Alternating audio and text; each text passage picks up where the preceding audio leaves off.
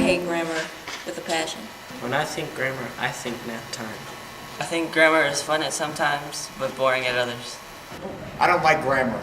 In fact, I'd rather be smacked in the face by the oar of a rowboat than do grammar. I don't think grammar is fun at all, and I do not like it. I don't really like grammar, but I do feel that it's really important. Don't like it much, but I realize its importance. It makes me so sad I just can't get it. Grammar is just plain boring. There is no need for it. Just get rid of it. I used to like grammar. Now I hate it. I hate grammar. Not again. Oh! All these students are grammar dropouts. Year after year, it's the same daggone thing. Underline the subject, underline the predicate twice, and they still can't get it right. I want to know what the problem is. And I think I know what the problem is, and so does everybody else that works at Grace Brethren Christian School, but apparently the students do not. And the problem is, they're just not getting it. Well, we taught it to them in first grade. We told them how to do it. Hey, I don't know. We taught it to them in second grade. But I taught that in third grade. We taught it to them in 5th grade.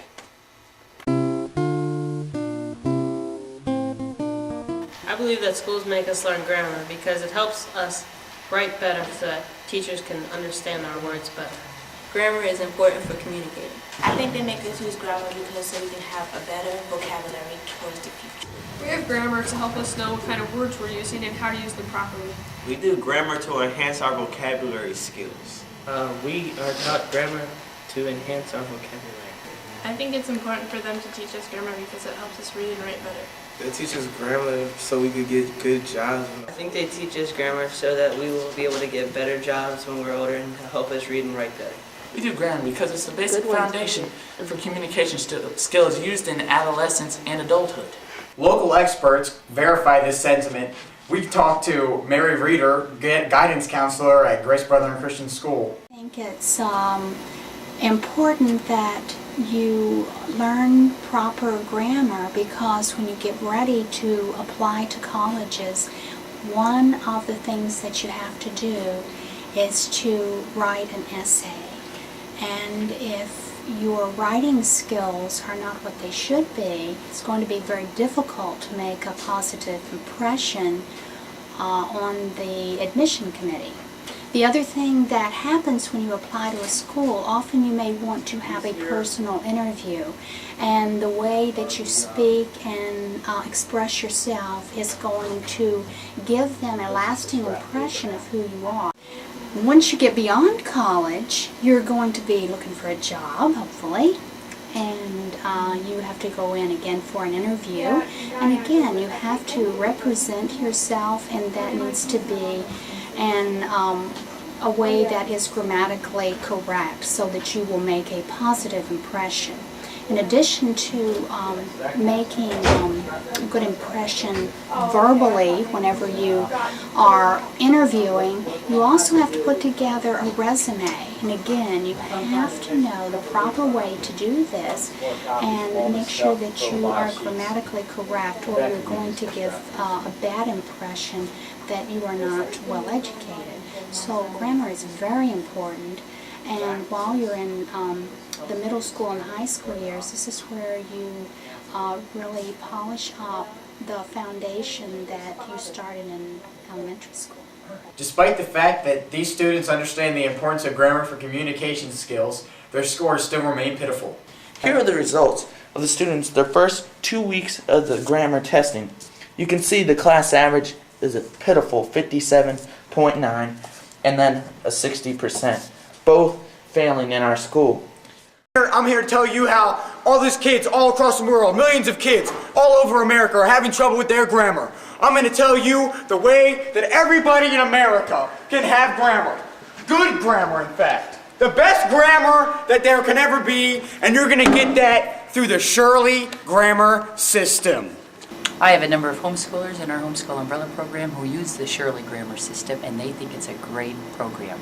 It's very thorough, it covers all the basics, and it really instills a knowledge and understanding of grammar so that even young children can begin to write well. These clips were taken shortly after the students started using Shirley grammar. Red, boy, subject, noun. What is being said about boy, boy, ran.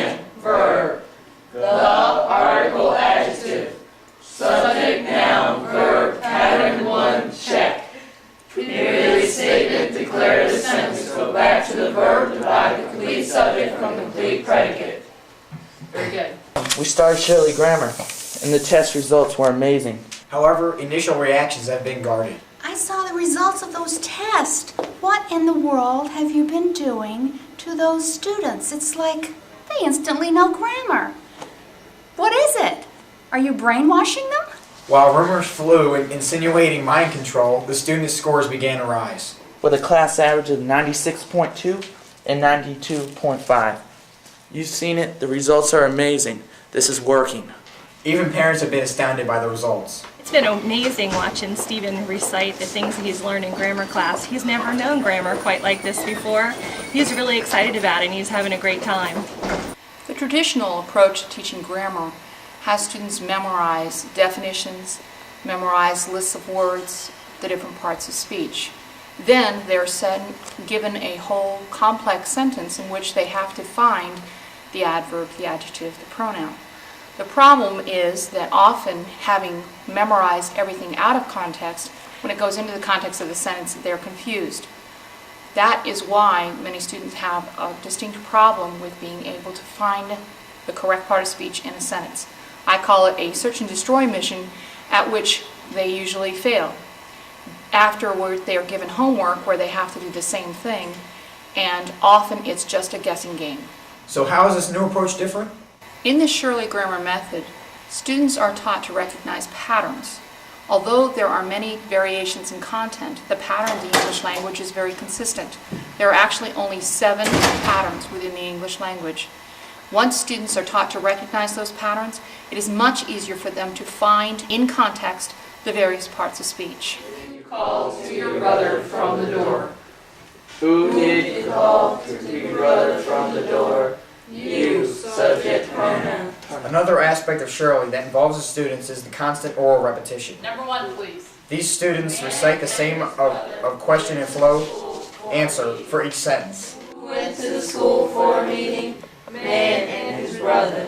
Man, compound subject noun. Brother, compound subject noun. And conjunction. His, possessive pronoun. What's being said about man and his brother? Man and his brother went, verb. To, preposition. To what? School. Object of preposition. The, article, adjective. For, preposition. For what?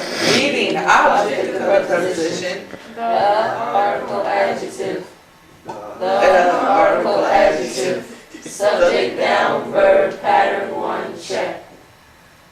To school, prepositional phrase. For meeting, prepositional phrase. Period statement declares the sentence. Go back to the verb. Divide the complete subject from the complete predicate.